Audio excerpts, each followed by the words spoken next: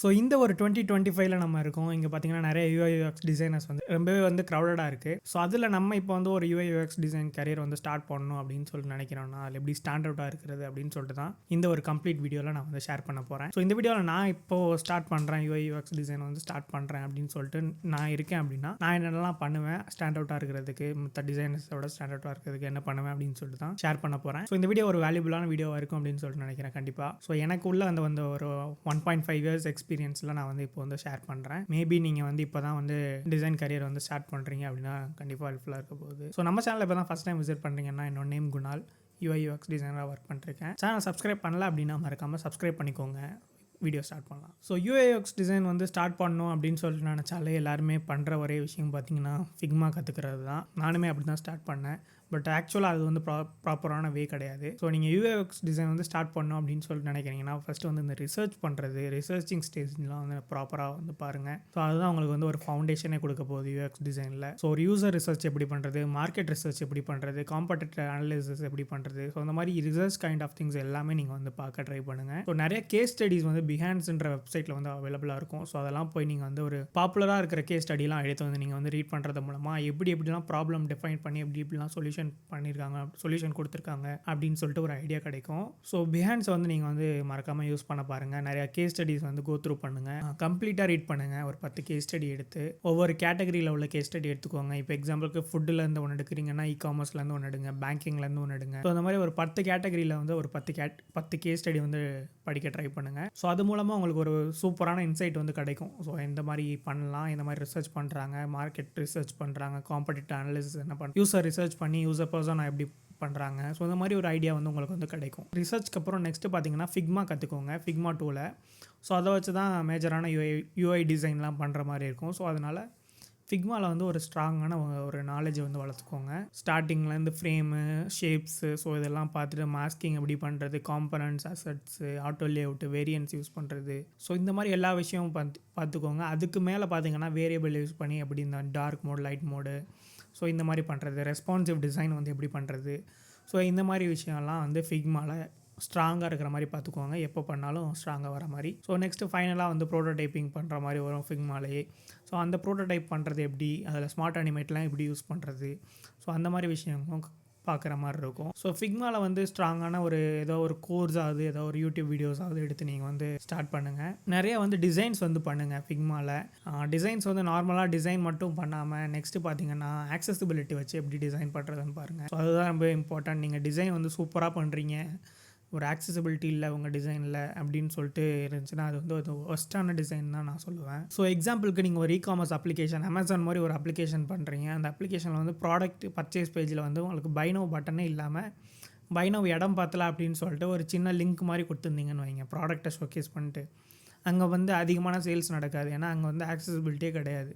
So எங்கே இருக்க அவங்க தேடணும், நிறைய தடவை தேடணும். ஸோ அது ப்ராப்பரான அந்த ஏரியாவில் இல்லைன்னா அதை கிளிக் பண்ணுறதுக்கான பாசிபிலிட்டியும் கம்மியாக இருக்கும். ஸோ இதெல்லாம் பார்த்தீங்கன்னா யூசர் எக்ஸ்பீரியன்ஸில் வந்து ஃபெயில் ஆகிறனால ப்ராடக்டோட சேலும் வந்து கம்மியாக தான் இருக்கும். ஸோ இதெல்லாம் பார்த்தீங்கன்னா ஒரு ட்ராபேக். ஸோ அதனால் இந்த மாதிரி விஷயங்கள்லாம் எப்படி ஒரு ப்ராப்பரான ஆக்சசிபிலிட்டியோட டிசைன் பண்ணுறது அப்படின்னு சொல்லிட்டு பார்த்து வச்சுக்கோங்க. எக்ஸாம்பிளுக்கு இப்போ பை நவ் பட்டன் இருக்குன்னா ஸ்க்ரீனோட பாட்டமில் இருந்தால் தான் நம்ம அந்த தம் ஃபிங்கரை வச்சு ஆக்சஸ் பண்ணுறதுக்கு ஈஸியாக இருக்கும். இந்த மாதிரி ஒரு ப்ராப்பரான இதில் டிசைன் பண்ண ட்ரை பண்ணுங்கள். டிசைன் பண்ணுறதுக்கு முன்னாடி நீங்கள் நிறையா ரெஃபரன்ஸ் எடுப்பீங்க. ஸோ அதில் எல்லாம் ஒய்ன்ற ஒரு கொஸ்டினை வந்து வைக்க ட்ரை பண்ணுங்கள். ஸோ எதனால் இந்த மாதிரி பண்ணியிருக்காங்க, இது இந்த மாதிரி இருந்தால் எப்படி இருந்திருக்கும் அப்படின்னு சொல்லிட்டு நீங்கள் வந்து நிறையா வந்து அந்த மாதிரி கொஸ்டின் வச்சு நீங்கள் வந்து லேர்ன் பண்ணுறப்போ உங்களுக்கு நாலேஜுன்றது ரொம்பவே இருக்கும், ரொம்பவே வளரும் டிசைனுன்ற இடத்துல. ரிசர்ச் வந்து லேர்ன் பண்ணிக்கிட்டீங்க, ஓரளவு அதில் ஒரு நாலேஜ் இருக்குது. ஃபிக்மாவும் ஓரளவு உங்களுக்கு நாலேஜ் இருக்குது. இப்போ உங்களோட நாலேஜ் இருக்குது, இதை நீங்கள் வெளியே யார்கிட்டையாவது சொல்லணும்ல. ஸோ அதுக்கு நீங்கள் வந்து கண்டென்ட் கிரியேஷன் ஒன்று வந்து ஸ்டார்ட் பண்ணணும். ஸோ அதில் பார்த்தீங்கன்னா பர்சனல் பிராண்டிங்னு நீங்கள் உங்கள் ஃபேஸை காமிச்சு ஏதோ ஒரு கேஸ் ஸ்டடி பண்ணி அந்த கேஸ் ஸ்டடியை ப்ரெசென்ட் பண்ணுறதா இருக்கட்டும். எக்ஸாம்பிளுக்கு இதுக்கு கொஞ்சம் நாளைக்கு முன்னாடி நான் வந்து என்னோட கேஸ் ஸ்டடியை வந்து யூடியூப்பில் போட்டேன். ஸோ அந்த யூடியூப்பில் போட்டனால தான் எனக்கு வந்து பிஹான்ஸில் வந்து ஒரு நல்ல வியூஸ் வந்துச்சு. ஒரு 2-3 ஃப்ரீலான்ஸ் ப்ராஜெக்ட்லாம் கேட்டிருந்தாங்க. ஸோ அந்த மாதிரி உங்களுக்கு வந்து ஆப்பர்ச்சுனிட்டிஸ் வந்து நிறையா இருக்கும். நீங்கள் எடுத்தோடனே ஜாப் உங்களுக்கு கிடைக்காது இப்போ இருக்கிற ஒரு மாடர்ன் ஏரால. அதுக்கு பதிலாக நீங்கள் உங்கள் நாலேஜை வந்து இந்த மாதிரி ஷேர் பண்ணுறப்போ உங்களுக்கு வந்து ஒரு எக்ஸ்பீரியன்ஸ் வந்து கிடைக்கும். ஃப்ரீலான்ஸ் எக்ஸ்பீரியன்ஸாக இருக்கட்டும், ஸோ அதை வச்சு ஒரு கேஸ் ஸ்டடி பண்ணுற எக்ஸ்பீரியன்ஸாக இருக்கட்டும், ஸோ இதெல்லாம் வந்து உங்களுக்கு கிடைக்கும். ஸோ நீங்கள் ஆன்லைனில் வந்து கண்டென்ட் கிரியேட் பண்ண ஸ்டார்ட் பண்ணிட்டீங்க, ஓரளவுக்கு ஒரு பாப்புலராக ஆகிட்டீங்க அப்படின்னாலே உங்களுக்கு நிறையா ஃப்ரீலான்ஸ் ப்ராஜெக்ட்ஸ்லாம் வந்து கிடைக்கும். ஸோ இதுதான் ஒரு யதார்த்தமான உண்மை. உண்மை. ஃப்ரீலான்ஸ் ப்ராஜெக்ட்ஸ்லாம் உங்களால் ஈஸியாக எடுக்க முடியும். ஆன்லைனில் வந்து கண்டென்ட் க்ரியேட் பண்ண ஸ்டார்ட் பண்ணிட்டீங்க, உங்களோட எக்ஸ்பீரியன்ஸை ஷேர் பண்ணி உங்களோட ஒர்க்ஸை வந்து ஷோகேஸ் பண்ணி அப்படின்னா உங்களுக்கு ஃப்ரீலான்ஸ் ப்ராஜெக்ட்ஸ் வந்து கிடைக்கும். ஸோ அதனால் உங்கள் ஃபேஸை ரிவீல் பண்ணி நீங்கள் வந்து ஒரு கண்டென்ட் க்ரியேட் பண்ணுறதுக்கு ஒரு குவாலிட்டியான கண்டென்ட் க்ரியேட் பண்ணுறதுக்கு ட்ரை பண்ணுங்கள். ஸோ அப்போ தான் பார்த்தீங்கன்னா நீங்கள் வந்து நிறையா டிசைனர் மாதிரி காமனாக இல்லாமல் அவுட்ஸ்டாண்டிங் டிசைனராக நீங்கள் வந்து இந்த ஒரு வேர்ல்டுக்கு வந்து தெரிவிங்க. ஸோ கண்டென்ட் க்ரியேட் பண்ணுறது பார்த்தீங்கன்னா எடுத்தோடனே இன்ஸ்டாகிராமில் வந்து க்ரியேட் பண்ண ட்ரை பண்ணுங்கள். ஸோ அதில் தான் பெட்டர் ரீச் வந்து உங்களுக்கு வந்து கிடைக்கும்.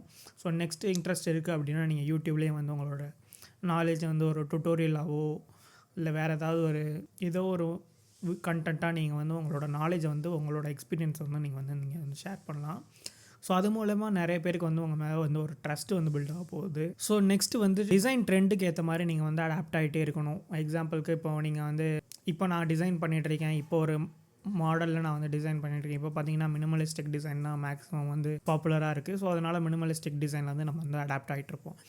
ஸோ இதுக்கு மேலே ஏதாவது ஒரு டிசைன் ட்ரெண்டு ஏதோ ஒன்று வருது. இப்போ பார்த்தீங்கன்னா எக்ஸாம்பிளுக்கு பென்டோ கிரிட்லாம் இப்போ வந்து இருக்குது.